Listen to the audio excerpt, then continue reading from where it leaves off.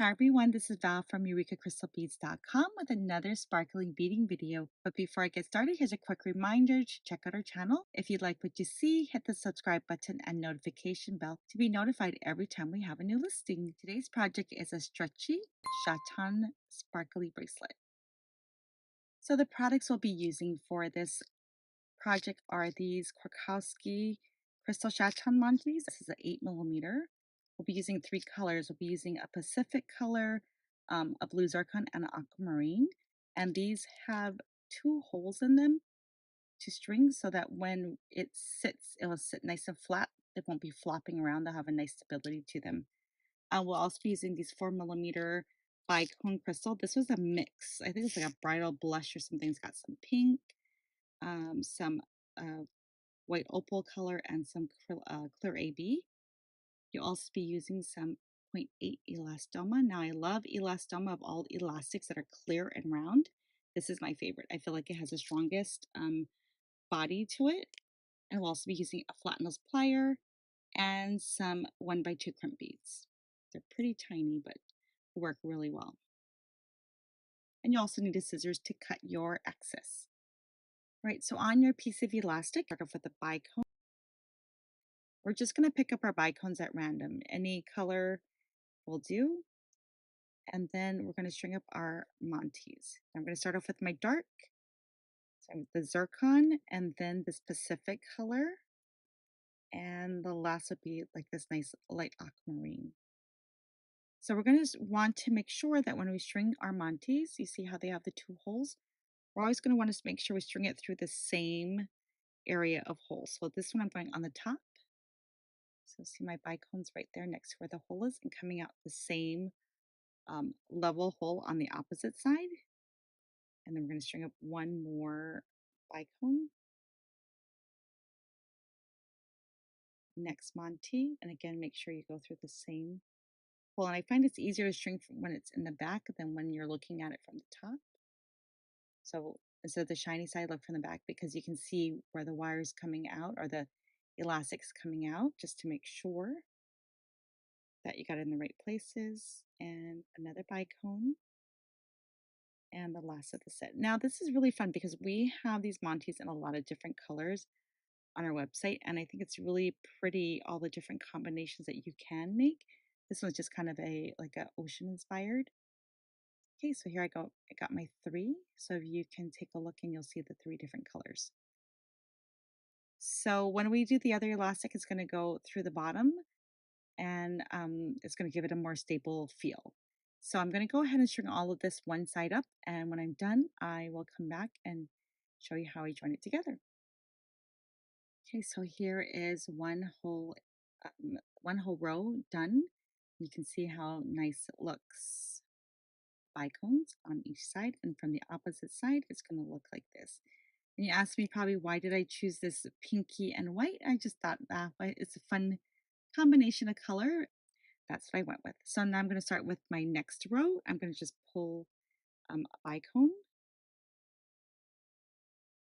And now we're going to go into the lower hole. So you see this area here? We're going to go through this lower hole. And just do the same thing we did on the top. So now every time we go through one, we need to add on a bicone.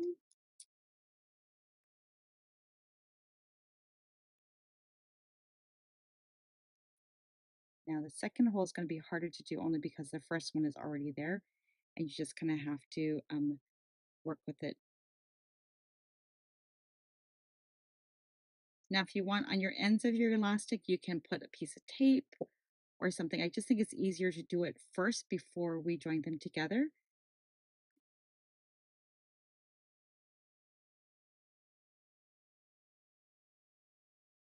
And I'm pretty much just picking up my bicones at random as far as the color. But like I said, you can use one color for all of it. Okay, so you get the idea, right? How I'm sewing through the bottom. So it looks like this. So I'm going to continue going all the way down and I'll be back. Right, so after you've strung them and you kind of just want to push all your beads together a little bit just so that it's not all too much space apart from each other. Of course, when you do stretch it, you will see spaces between them. That's kind of something that would just happen naturally no matter what. So we just want to at beginning before we crimp to kind of line everybody up and make sure that from the beginning there's not really spaces between them. All right, so now we're going to start with the crimp beads.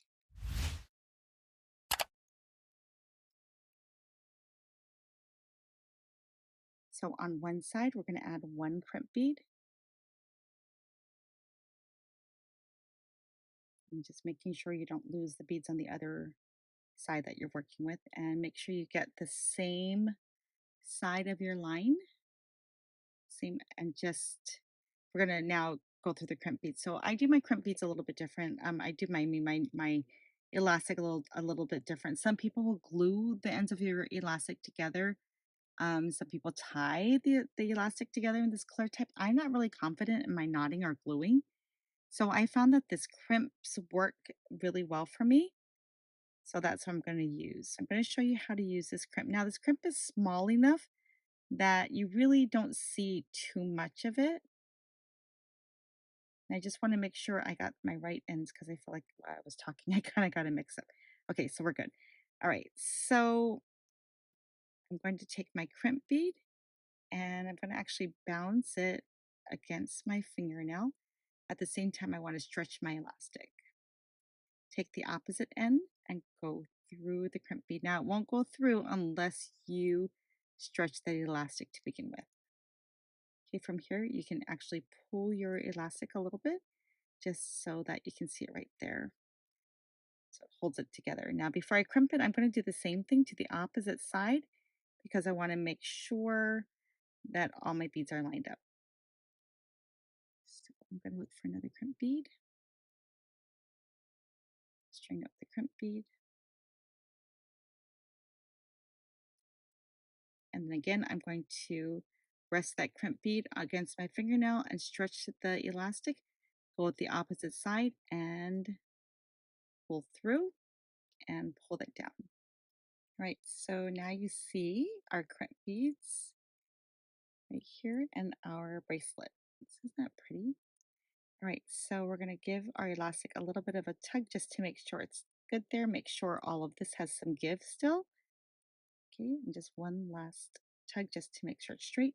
Take your flat nose plier. We're going to smash each one of the crimps. So just smash one time.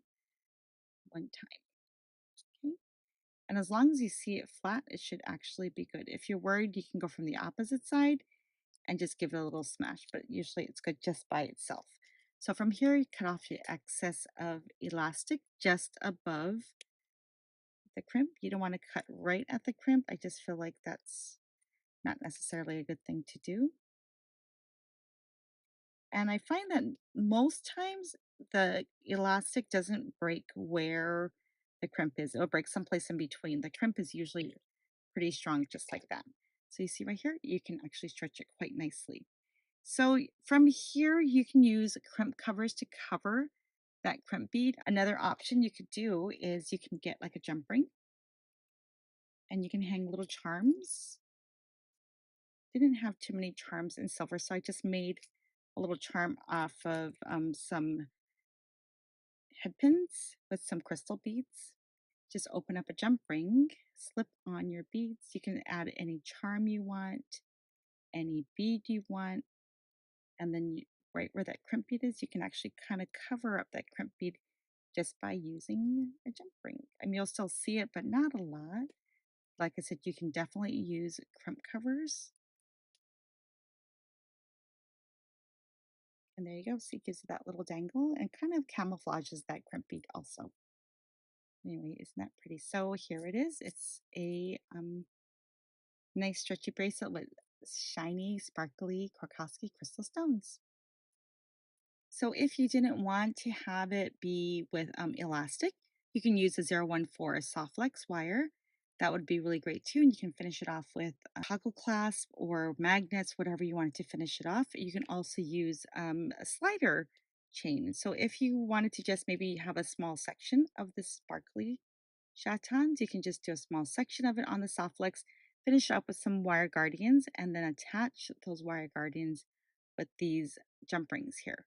And then you have a slider, so you just have a section of it. But I think it's really pretty to have all those options. You can wear them all at one time. And we have so many gorgeous of these colors on our website at eurekacrystalbeads.com. Thanks for joining us.